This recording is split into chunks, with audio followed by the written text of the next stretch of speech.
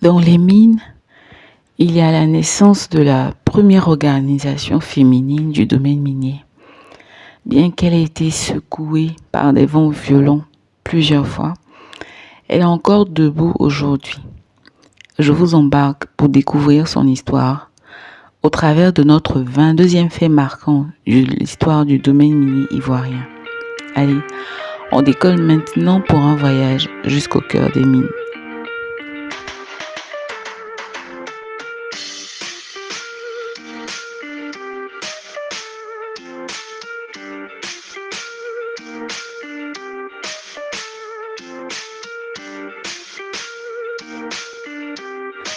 En 2010, Madame Christine Lobo-Kossi, alors qu'elle est communicatrice, découvre le domaine minier qu'elle intègre au travers du GPMCI, le Groupement des professionnels miniers de Côte d'Ivoire, une organisation dans laquelle elle va d'abord occuper le poste de secrétaire exécutive. Après 4 ans d'excellentes performances, en 2014, elle est promue directrice exécutive. Consciente du faible nombre de femmes dans le secteur minier ivoirien, elle décide de faire naître une association pour les fédérer. C'est aussi dans la même période un mouvement qui se passe au niveau de l'Afrique de l'Ouest. Donc, elle va décider de faire naître une association pour fédérer les femmes afin de leur permettre d'être mises en lumière, mais surtout de contribuer à augmenter leur nombre dans un secteur qui, traditionnellement, a la dominance masculine. Elle part donc à la rencontre des devancières, des femmes ingénieures, des femmes de terrain, de l'administration minière, etc. Telles que Madame Taï Pauline, Madame Blanche Kwasi, Madame Ifwa Jolie, Madame Christelle Vanga, Madame Claude Joël Kwasi, qui à l'époque, en 2014, donc travaillaient certaines à la Sodomie, d'autres à la mine de Bonicro, d'autres à celle d'Agbaou, etc. De nombreuses rencontres donc vont se faire.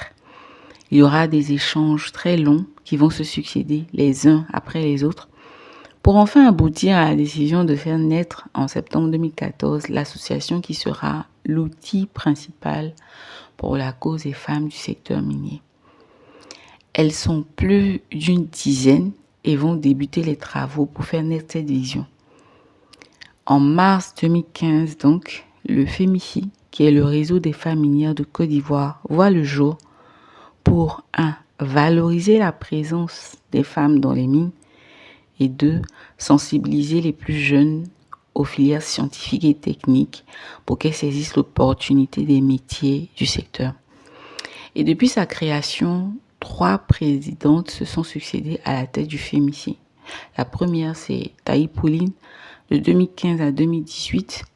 Ensuite, Christine Lobo-Kossi, de 2019 à 2024. Et enfin, Ingrid Ariane Young, de 2024 jusqu'à ce jour.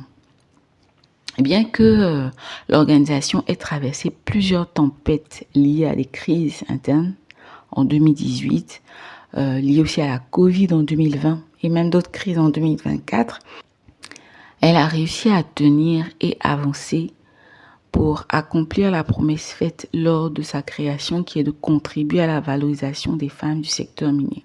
Aujourd'hui, le FEMICI, c'est un grand ensemble des femmes du secteur minier industriel, artisanal et semi-industriel. Également des domaines connexes et des étudiantes. On a aussi des étudiantes. Voilà donc l'histoire du FEMICI brièvement présentée. Et bien oui, quand je dis brièvement, c'est vraiment brièvement. Merci d'avoir pris le temps d'écouter. N'hésitez vraiment pas à vous abonner, à liker, à partager. Merci encore pour la force que vous ne cessez de me donner. Je vous dis à demain pour un autre voyage au cœur des mines. D'ici là, happy day, happy mining.